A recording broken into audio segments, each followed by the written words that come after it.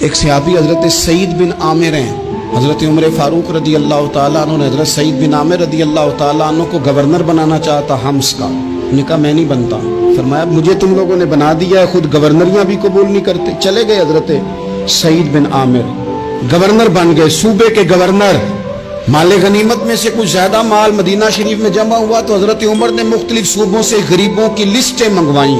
حضرت سعید بن عامر کے صوبے کے کچھ خاص لوگوں کو آپ نے لکھا کہ تمہارے صوبے میں جو غریب ہیں ان کی لسٹیں بھیج دو. تو جب لسٹ آئی تو اس میں پہلا نام حضرت سعید بن عامر کا بھی تھا. کہا ہمارے گورنر کے پاس پہننے کو کپڑا کوئی نہیں، کھانے کو روٹی کوئی نہیں. حضرت عمر بیٹھ کے رو پڑے. فرمایا تمہارا گورنر بھی مسکین ہے. اشرفیوں کی ایک تھیلی بھر کے حضرت عمر نے بھیجی. حضرت سعید بن عامر کے پاس جب گئی تو کہنے لگے انا للہ و انا الیہ راجعون. آپ کی اہلیہ کہنے لگی خیریت ہے؟ کہیں امیر المومنین حضرت عمر کا وصال تو نہیں ہو گیا؟ فرمانے لگے نہیں. تو فرمانے لگی کوئی آفت تو نہیں آ گئی؟ کہا نہیں. انا للہ کیوں پڑھا؟ ولی مانس دیکھنا میرے پاس دنیا آ گئی ہے، میں نے تو جان چھڑائی تھی اس سے، تو میرے پیچھے بھاگتی ہے. حضرت سعید بن عامر نے سارا مال وہیں اللہ کے حضور خیرات کر دیا. حضرت عمر ایک دفعہ دورے پہ آئے ان کے صوبے میں تو سب لوگوں کو جامع مسجد میں بلایا، حضرت سعید بن عامر کو بھی بلایا. ابن الجوزی لکھتے ہیں کہ حضرت عمر نے فرمایا لوگوں تمہیں اپنے گورنر سے کوئی شکایت تو نہیں؟ تو لوگوں نے کہا 4 شکایتیں. ایک تو ہمارے گورنر صاحب جب شروع میں آئے تھے تو فجر کی نماز کے بعد ہی آ کے لوگوں کے بیچ بیٹھ جاتے تھے. اب اشراق چاشت کے وقت آتے ہیں، سورج پورا طلوع ہو جاتا ہے تو حضرت سعید بن عامر رضی اللہ عنہ آتے ہیں. اور دوسری شکایت یہ ہے کہ صرف دن میں ملتے ہیں، رات کو ملتے ہی نہیں. اور تیسری شکایت یہ ہے کہ ہفتے میں ایک پورا دن ہوتا ہے ملاقات ہی نہیں کرتے. اور چوتھی شکایت یہ ہے کہ کبھی کبھی بیٹھے بیٹھے رونے لگتے ہیں اور بے ہوش ہی ہو جاتے ہیں. آپ نے ایسا شخص گورنر بنا دیا جو دیوانہ ہے. حضرت عمر نے بلا لیا، قریب بیٹھے تھے، کہا دے سوالوں کے جواب. گردن جھکی ہوئی ہے. عرض کرنے لگے امیر المومنین میں نے تو پہلے ہی کہا تھا میں گورنری کے قابل نہیں، میرے والا کام نہیں. فرمایا اب تو منصب تمہارے پاس ہے، تمہیں جواب تو دینا ہے.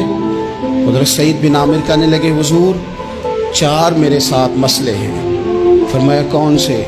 حضرت سعید بن عامر کہنے لگے آپ سوال دہرائیں میں جواب دیتا ہوں. آپ نے فرمایا سعید لوگ کہتے ہیں پہلے تو سویرے آ جاتا تھا، اب تو اشراق چاشت کے وقت آتا ہے. گردن جھکائی، سناٹا چھا گیا محفل پہ. تھوڑی دیر کے بعد سار اٹھایا تو داڑھی پہ آنسو گر رہے تھے. فرمانے لگے حضور میرے گھر میں خادم کوئی نہیں، بیوی بیمار ہو گئی ہے. میں نہ سویرے اٹھتا ہوں، آٹا گوندتا ہوں، روٹیاں پکاتا ہوں، گھر میں جھاڑو دیتا ہوں، باہر آنے میں دیر ہو جاتی. پہلے جواب پر ہی لوگ رونے لگے، آنسو نکلنے لگے. حضرت عمر رضی اللہ تعالیٰ عنہ بھی روئے. پھر فرمایا کہ سعید تو دن کو ملتا ہے تو رات کو کیوں نہیں ملتا؟ اپنی داڑھی پکڑ لی. کہنے لگے عمر ساری سفید ہو گئی ہے، اب تو لگتا ہے پھل پک گیا ہے، پتہ نہیں وہ کب مجھے کہے گا واپس آ جا. میں نے نہ دن مخلوق کے لیے رکھا ہے، رات اپنے رب کے لیے رکھی ہوئی ہے، مجھے تکلیف نہ دی جائے. گورنر کی بات کر رہا ہوں. پھر کہا سعید یار ہفتے میں ایک دن ملتے کیوں نہیں؟ کہنے لگے عمر یہ میرے رب کے ساتھ پردہ ہے، اسے نہ کھولا جائے. میرا پردہ ہے نا، میں نے اپنے رب کے ساتھ اپنے پردے رکھے ہوئے ہیں. فرمایا نہیں آپ بتائیں. حضرت سعید بن عامر کہنے لگے غریب ہوں، ایک کی جوڑا میرے پاس ہے، میں غریب، میرے جیسے لوگ ان کے پاس درجنوں جوڑے ہیں اور اس کے باوجود ان کی زبانوں پر شکر اس طرح نہیں آتا جیسے آنا چاہیے. میں نے کہا نا کہ میری اجرت میری محنت سے زیادہ کیوں ہے؟ میرے محسن تیرے احسان سے ڈر لگتا ہے. حضرت سعید بن عامر کہنے لگے ایک جوڑا ہے، ہفتے میں ایک دن دھو کے خشک ہونے کو ڈال لیتا ہوں، پھر بیوی کے کپڑے پہن کے بیٹھا رہتا ہوں.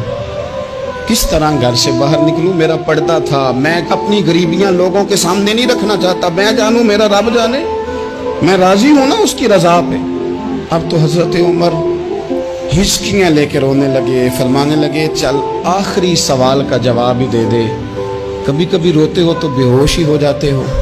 حضرت سعید بن عامر پھر رونے لگے. فرمانے لگے بڑی عمر کا ہو گیا تھا جب کلمہ پڑھا تھا، جب